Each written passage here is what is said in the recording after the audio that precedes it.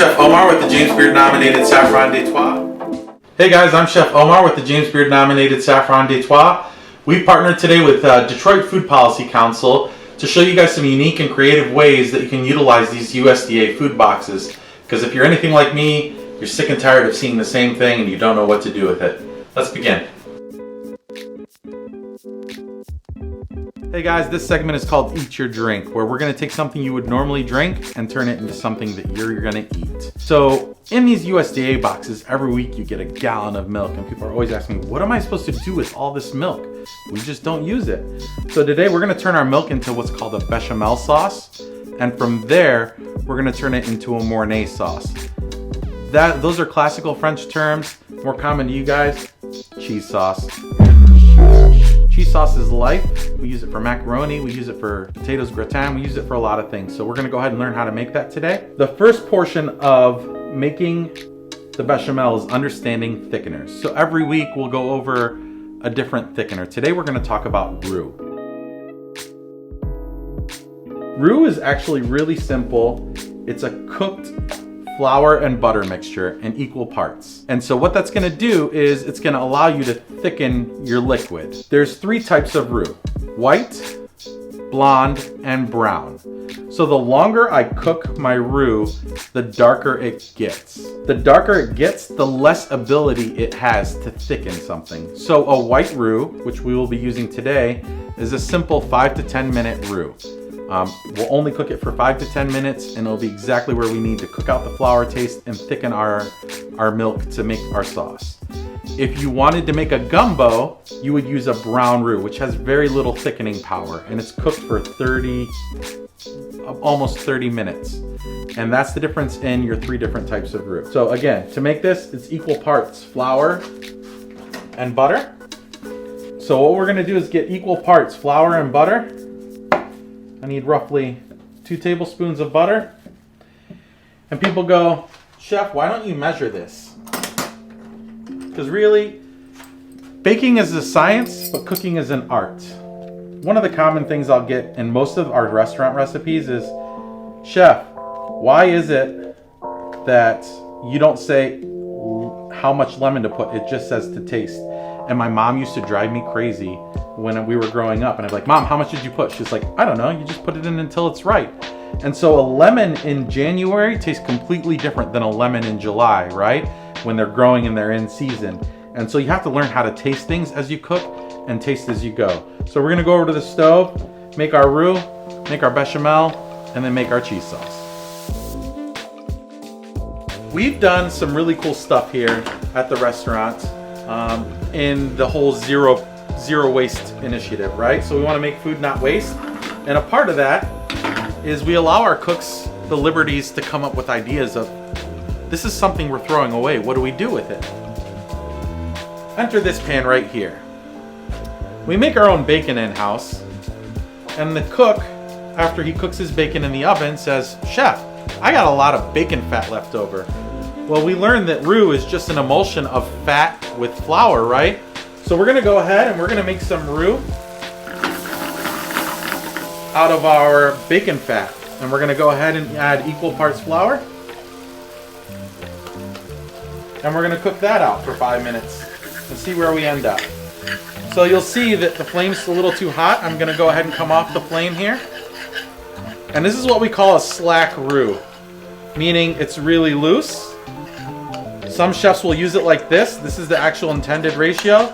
Some chefs like a really thick roux, so they'll add more flour to this. If you add more flour, you just need to cook it out for a couple more minutes. I wish you guys could smell this. The aroma of the bacon and the smokiness is just exuding from this roux. So you'll see this is really loose, and I'm just gonna add more flour until it thickens. I'm gonna do this by eye, and I want a sandy texture over here. So if you look in here close, this is the sandy texture. So now this roux is just about done. And you go, Chef, that's a blonde roux. It's got a lot of color in it.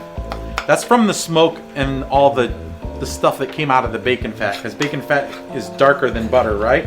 And so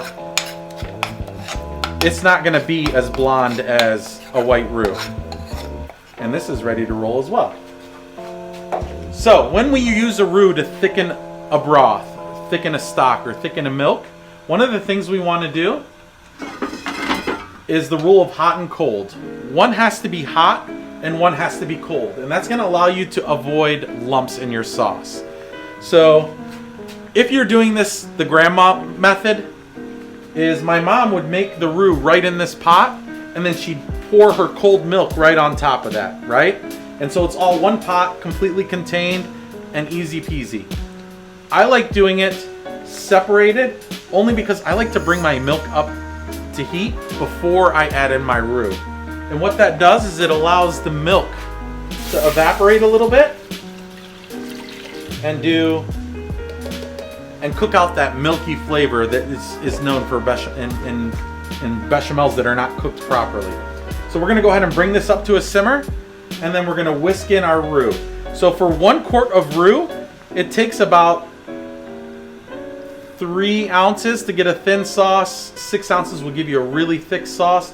You'll be able to tell with the spoon how thick your sauce is, and we'll show you that when we get to there. I'm gonna go ahead and make this roux with our bacon fat roux, because this stuff smells amazing. But we're gonna bring this up to a simmer first, and we're gonna make an onion piqué. We'll be right back. This onion here, and what they would teach you in culinary school is to take a bay leaf and take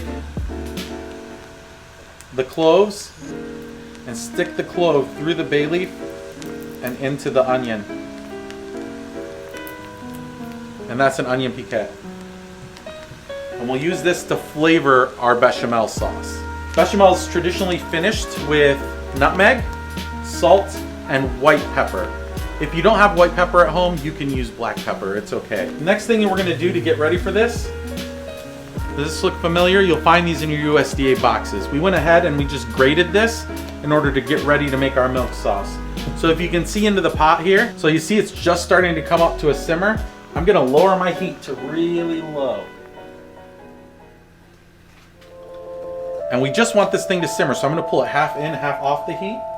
I'm gonna put in that onion piqué we just talked about, and I'm gonna let this simmer for 20 minutes.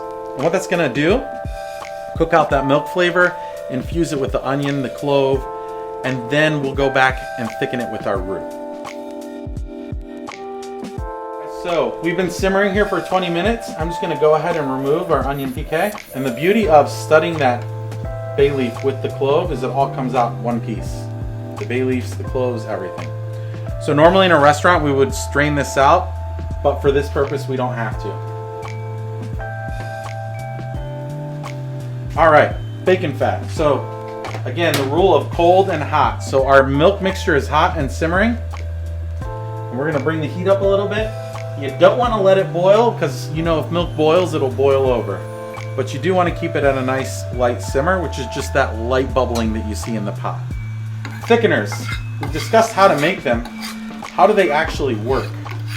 In order for the flour and butter mixture to do its job and thicken this sauce, it needs to simmer. I remember in culinary school, my first time making a sauce, I kept adding cornstarch, I kept adding cornstarch, I kept adding cornstarch, which is our thickener that we'll discuss next week. And it wouldn't thicken, and finally the chef came over and goes, "Did it come to a boil yet?" And I had added so much cornstarch that when it actually came to a boil, it became hard, like super solid. So keep in mind, see I'm starting to boil here, which we don't want. We're just gonna turn this down a little bit. And as you add your roux, you wanna whisk continuously. And that will stop your lumps from happening. So we're using our bacon roux here. And we're just adding it a little bit at a time. I know my ratios, and I know that I'm gonna need all this to thicken this sauce. So we're just gonna go ahead and add that. And whisk, whisk, whisk.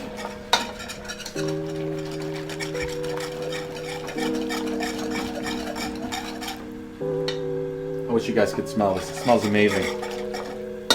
And we're gonna let that come up to a simmer and allow the roux to thicken. So now I have my roux completely mixed in and emulsified. There's no lumps. We're just gonna let this come up to a simmer and start to thicken, and we'll just continually stir it. And what you're looking for, see how it's starting to thicken up in the pot? If you look really closely here, you can start to see the viscosity of this milk is becoming thicker and thicker. I'm not gonna take this too thick because we're gonna thicken it more with our cheese. So if you look, this will actually coat the spoon. That's exactly what we're looking for. So I'm gonna kill the heat. And this is thick enough for what I want. Now to season this, traditionally, salt, white pepper, and a little bit of nutmeg. We're gonna go ahead and grate some fresh nutmeg into here.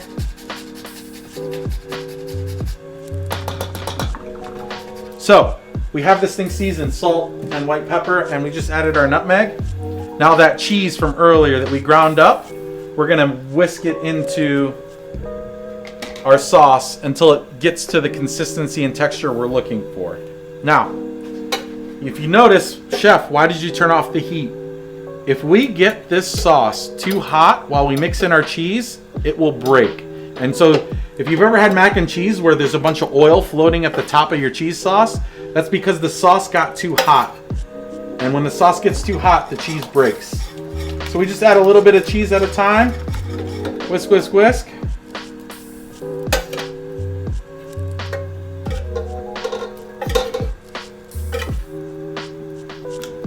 And we're just trying to find the consistency that we're looking for.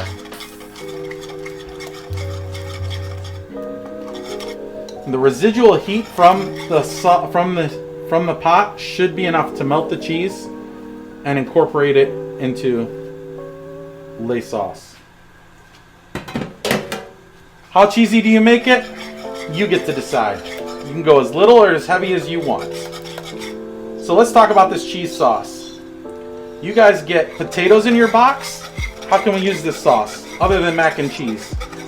You guys have that potato, the potatoes that come in your box. You can slice those into just thin coins, put them in a greased pan with layers of diced onion and this bechamel or Mornay sauce, and bake that in the oven, and you'll have this cheesy fondant potatoes that's to die for.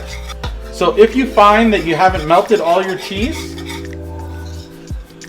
what you can do is turn the heat on very, very low and keep whisking constantly. You don't want to stop.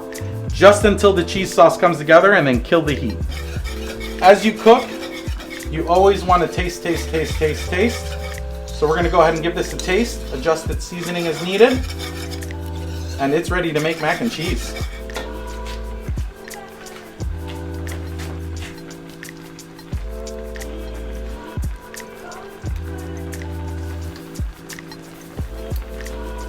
That's really good. So my last tip for cheese sauce, if you're not going to add your sour cream, just add a touch of acidity, a little bit of lemon juice, and that's gonna help brighten that cheese flavor right up in your sauce and give the cheese another layer or dimension of flavor. If you don't have lemon, you can use just a splash of vinegar as well. So I'm gonna go ahead and acidulate this, and then we're gonna go. All right guys, so our bechamel is ready. We're gonna go ahead and use this. You can use it any way you want to. We just went ahead and cooked off some pasta. We'll pour our cheese sauce right in, and it's ready to eat. Now, if you want to doctor this up, you can add some caramelized onions, which we're going to do today. You can add bacon. You can add whatever flavors you want to add. Some people love baked mac and cheese. If you want to do a baked mac and cheese, again, really simple. Pour your bechamel right in here. Toss it. Put it into your baking casserole dish. Add a little bit of milk. You want to thin out the bechamel because that's going to evaporate as you cook. Top it with cheese. Bake at 375 for 20 minutes. And it'll be golden brown delicious on top. I went ahead and grabbed some chicken out of our cooler. So now we have ourselves a chicken mac and cheese. I know that they give you guys some chicken meatballs that you can use. Whatever the case may be. This cheese sauce If you wanted Alfredo sauce, instead of cheddar cheese, you would add Parmesan cheese, and that would give you your Alfredo with a little bit of sauteed garlic. To bake this, you'll just transfer it into a pan like this. And you see how thick the sauce is? It would need a splash of milk. So what I'm going to do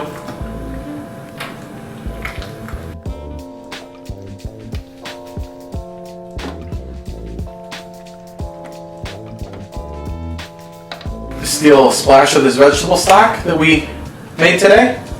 And if you look at the color of this, that's all that flavor from those onion peels just infusing. And I will go ahead and top this with cheese, bake it 375 for 30-40 minutes until it's golden brown, and we're good to go.